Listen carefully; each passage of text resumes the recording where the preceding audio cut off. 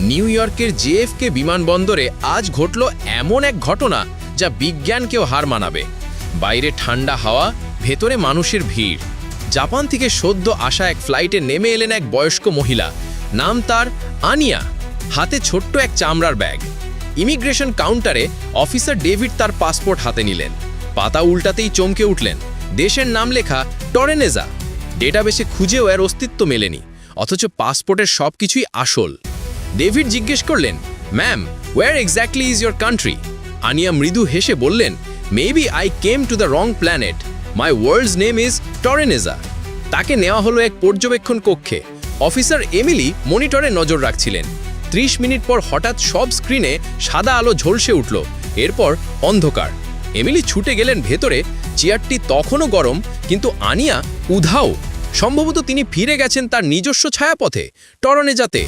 এমন আরও রহস্যময় গল্প পেতে লাইক, শেয়ার এবং সাবস্ক্রাইব করুন।